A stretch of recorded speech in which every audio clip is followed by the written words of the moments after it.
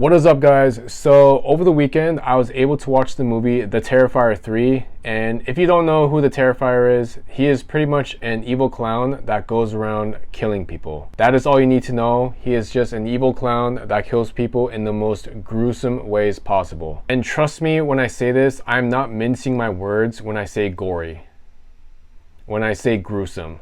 I'm not mincing my words when I say gruesome. This movie, it is so gory and violent that there are already some movie theaters that are issuing warning labels before anybody walks in and sees it. There are already reports of people passing out. There are already reports of people walking out of this movie. There are people throwing up. There are people passing out. Like, this movie is so violent that people are already complaining about how excessively gory it is. But hey, you know what? If you've seen The Terrifier 1 and 2, you should already know that this movie is gonna it's not going to hold back any punches when it comes to the gore. So part 3 pretty much follows right after the events of part 2, where Art the Clown is beheaded by the main character Sienna. However, at the beginning of part 3, somehow Art the Clown gets reborn because one of his victims from the first movie, her name is Victoria Hayes. If you remember her, she is pretty much the one that got her face eaten off by Art the Clown in the first film. She got actually sent to a mental institution after that incident, and for some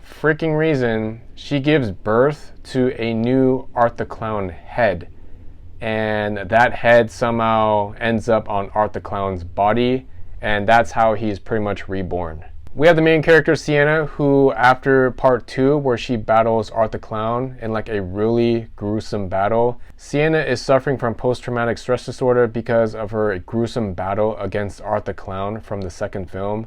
So in the third movie, she gets released from a mental hospital and she goes and visits her aunt and stays with her and the husband and their daughter. Now her brother Jonathan, he is all grown up now. He is off to college doing God knows what. But at the end of the day, they both know that Art the Clown is still alive, and eventually they will have to fight this evil son of a bitch and kill him once and for all. Now, what I automatically love about part 3 is that it doesn't take place during Halloween like the previous movies. Rather, this film takes place during the holiday season, which is another reason why I loved The Terrifier 3, because I love Christmas, I love Halloween. So putting Art the Clown in a Halloween movie that takes place during the Christmas time, it is a gift from heaven for me. Now, this just goes to show that Art the Clown will kill anybody, anywhere, anytime.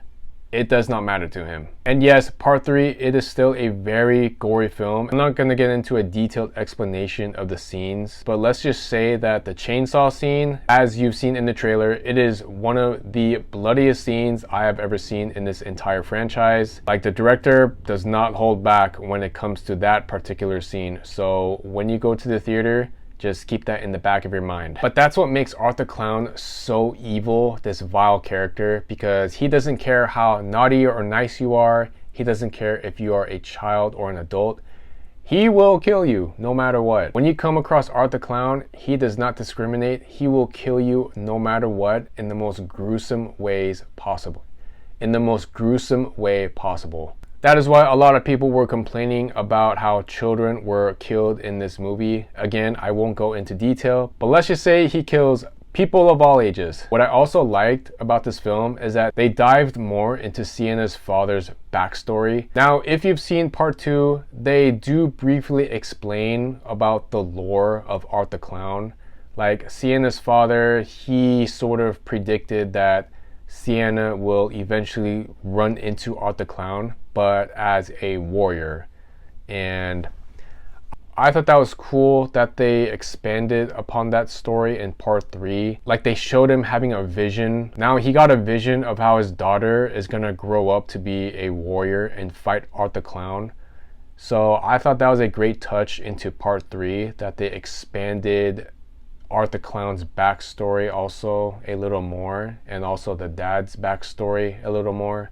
Now, although this movie does not hold back on its violence, as it shouldn't, like the previous films in the franchise, I didn't really like how some of the people that Art the Clown killed in this movie, it just seemed like out of nowhere. I mean, again, I understand that he's the type of person.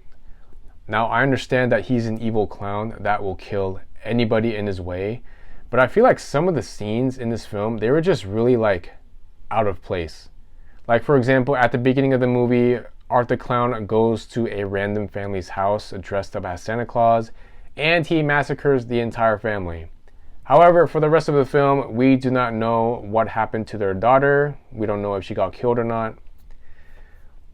However, for the rest of the film, the family was not However, for the rest of the film, they did not explain who the family was, so I just thought that was kind of weird that they introduced the family getting killed, but yet that's it. They don't get shown later for the rest of the film. Also, Art the Clown and his protege, Victoria Hayes, again, the person who got her face eaten off, they go to a random house towards the beginning of the film and they kill these two random construction workers. Again, I feel like it was just for shock value. The kills didn't really mean anything. It was just random kills.